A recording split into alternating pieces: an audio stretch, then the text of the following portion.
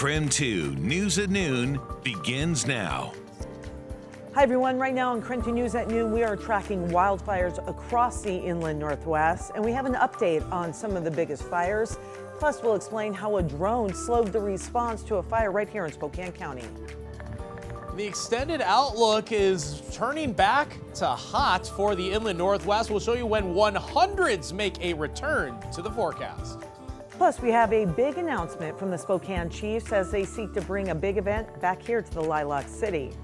Hi everyone, welcome to KREM 2 News at Noon. It is so good to see you. I'm Laura Papetti, and we begin by talking about weather. It is a bit cooler today, but it's going to heat up by the end of the week. Meteorologist Thomas Patrick is here with a look at what we can expect. Thomas, I tell you what, 80s feels pretty good right now. Yeah, this is a fantastic day, Laura. A little bit of cloud cover to give us some shade.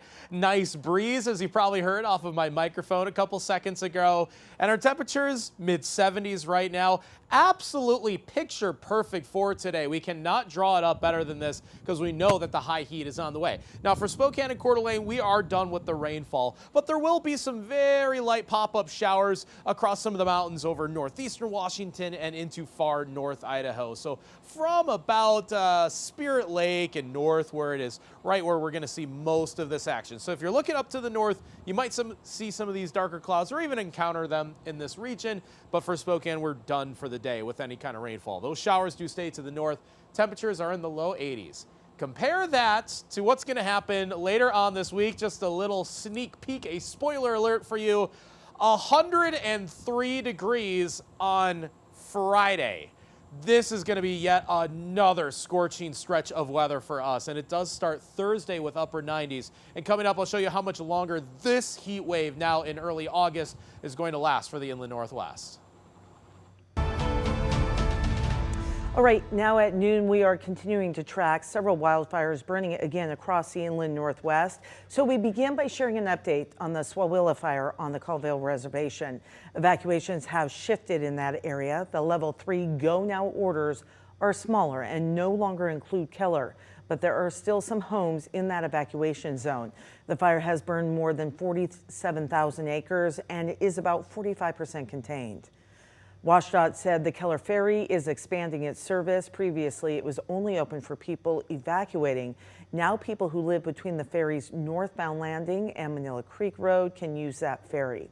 So some growth there. In North Idaho, the Gwen fire has burned more than 28,000 acres and is 10% contained. Level 3 evacuations were downgraded to level 2 in Julietta, and that means people who live there can go home, however, should still be ready if conditions do shift. The town of Kendrick is also under level 2 evacuations.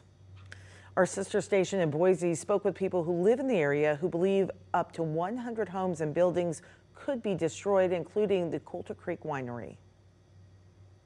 The vineyard's intact. It did destroy our main irrigation lines and our power supply, so we aren't able to manage it right now.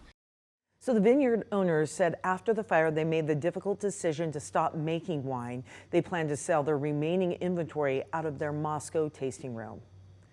And firefighters all across Spokane County have been busy the last few days battling 3 wildfires. KREM 2's Cody Proctor found out one of those fire crews faced a lot of challenges, including some issues in the sky. Time's a precious thing for firefighters. It's a fast-moving wildfire, especially one that's wind-driven. Seconds count. And they put those seconds to good use with crews on the ground and air support swooping in from above. But according to Ryan Roderick with the Washington State Department of Natural Resources, as crews tackled Sunday's fire by US 195 and Mullen Hill Road, air support stayed on the ground even longer thanks to one of these. DNR says a private drone delayed their use of air support. We cannot fly when drones are in the airspace. Thankfully, it was just a very brief delay until that drone was able to be cleared, but in wildfire, seconds matter. Roderick says having a drone in the air at the same time as their planes and helicopters is a safety issue.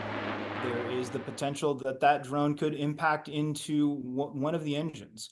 It is a very, very serious safety concern. One they're seeing more and more often. An unfortunate development, according to Roderick, considering how efficient air units are with fighting fires. It's extremely successful when we put air on these fires. We know that for wildfires, if we can keep them to 10 acres or less, the chances of them turning into a catastrophic wildfire decrease exponentially. So when a fire starts, DNR says one of the best things the public can do is leave the drone at home. It is July. We still have a lot of fire season left. And according to the U.S. Forest Service, in 2019, there were at least 20 instances of unauthorized drone flights over or near wildfires. You can learn more about our wildfire risks with our Environment Northwest special, Living with Wildfires. It is available to stream right now on KREM 2+. And if you don't yet have KREM 2+, you can download it for free on Roku, Amazon Fire, and Apple TV. As the city of Spokane asks people to limit their water use, we bring you more to every story. Still ahead, we'll explain how the water restrictions are impacting our city parks.